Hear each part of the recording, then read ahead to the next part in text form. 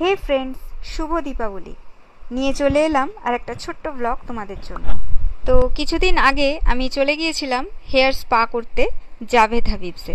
কিছুদিন আগে তোমাদের সঙ্গে ফটো পোস্ট করেছিলাম, কিছু এই হেয়ার স্পায়েরই কিছু ফটো পোস্ট করেছিলাম এবং বলেছিলাম ভিডিওটা আসবে খুব তাড়াতাড়ি। তো আমি বেশি তাড়াতাড়ি দিতে পারলাম না, তার জন্য সরি। তো আজকে তোমাদের সেই ভিডিওটা আমি তোমাদের সঙ্গে শেয়ার করছি। তো যে ম্যাম আমাকে সার্ভিস দিচ্ছেন তার হাতের কাজ কিন্তু অত্যন্ত ভালো এবং ব্যবহারটাও ভীষণভাবে ভালো। তো দেখো, আমার চুলে ক্রিম লাগানোটা কমপ্লিট হলো। তার আগে চুলটা ওয়াশ করে নেওয়া হয়েছে শ্যাম্পু ট্যাম্পু দিয়ে। তো তারপরে ক্রিমটা লাগিয়ে এবার চুলটা আমার স্টিমে দেওয়া হলো। কিছুক্ষণ স্টিমে রাখার পর আমার যখন গরম লাগতে শুরু করলো, তখন উনি আমার স্টিমটা সরিয়ে এবার মাসাজ দিলেন। এত সুন্দর একটা মাসাজ দিলেন, মানে আমি তো ভিডিও করছিলাম কিন্তু আমার মাঝে মাঝে ভিডিওটা কেঁপে যাচ্ছিল, এত ভালো লাগছিল যে আমি ঘুমিয়ে পড়ছিলাম আর ভিডিওটা মানে ফোনটা ক্যামেরাটা কি সরে যাচ্ছিল। আমি ওনাকে বলে দিয়েছিলাম আমার ঠিক কতটা প্রেশার লাগবে, মানে মাসাজের কতটা প্রেশার লাগবে।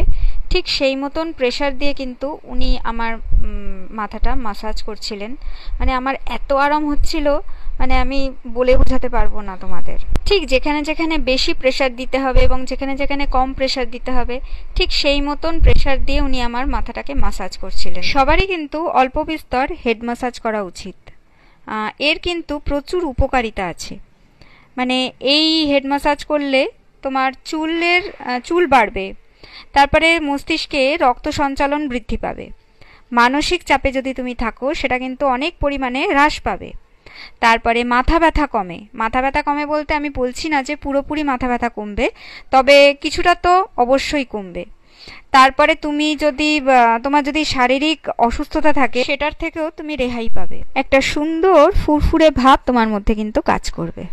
তো যাই হোক, অনেক জ্ঞান দিয়ে ফেললাম। এবার আমি চলে আসি আমার মাসাজের গল্পে, অর্থাৎ আমার অনুভূতিটাকে ঠিক কেমন হচ্ছিল সেই গল্পে। তো হাত দিয়ে মাসাজ করার পর, মানে আমার মাথাটাকে হাত দিয়ে মাসাজ করার পর বেশ কিছুক্ষণ হাত দিয়ে মাসাজ করা হলো, মানে ওই ম্যাম করলেন আর কি। তারপরে একটা মাসাজ মেশিন দিয়ে আমার পুরো মাথা এবং পিঠটাকে উনি মাসাজ করে দিচ্ছিলেন। মেশিনটা ছিল একটা ভাইব্রেটিং মেশিন, মানে ভাইব্রেট করছিল। আমার যে কি আরাম হচ্ছিল, মানে সেটা বলে বোঝাবার না। সেটা আমার মুখ দেখে নিশ্চয়ই বুঝতে পারছো তোমরা।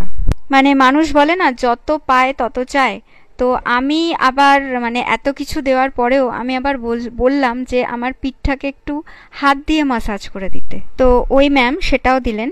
তো এরপর আমার চুলটাকে ওয়াশ করা হলো। ওই ওয়াশের সময়ও আমি সেই ঘুমিয়েই পড়ছিলাম, শুধু এইটুকু ভিডিও করার জন্য আমি একটু জেগেছিলাম। তো এবার চলে এলো আমার চুল শোকানোর পালা। সেই কাজটা অন্য আরেকজন ম্যাম করছিলেন। উনিও কিন্তু খুব যত্ন করেই আমার চুলটা শুকিয়ে দিচ্ছিলেন। এরপর আমার চুলটাকে সেট করা হচ্ছিল। এমনি জাভেদ হাবিবসে চুলের যে কোনো বিষয়ে খুব গুরুত্ব দিয়েই করা হয়। তো এখানে যে আমি এর আগে জাভেদ হাবিবসে কখনো আসিনি, এই প্রথমবার না, এই মোটামুটি দ্বিতীয়বার আমি এখানে এলাম। খুব ভালো সার্ভিস পেয়েছি আমি, সেই জন্যই তোমাদের এটা ব্লগ করে আমি দেখালাম। প্রতিটা অ্যাক্টিভিটি যে আমি মানে একটু একটু করে শ্যুট করেছিলাম, এটাই আমার ভাগ্য ভালো, কারণ না হলে তোমাদের হয়তো দেখাতে পারতাম না।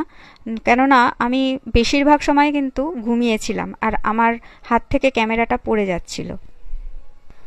তো যাই হোক, আমার হেয়ার স্পা সম্ভবত শেষের পথে।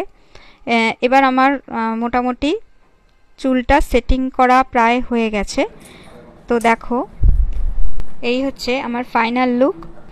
কেমন লাগলো বন্ধুরা জানিও। দেখা হচ্ছে আবার পরবর্তী ভিডিওতে। ততক্ষণের জন্য টাটা।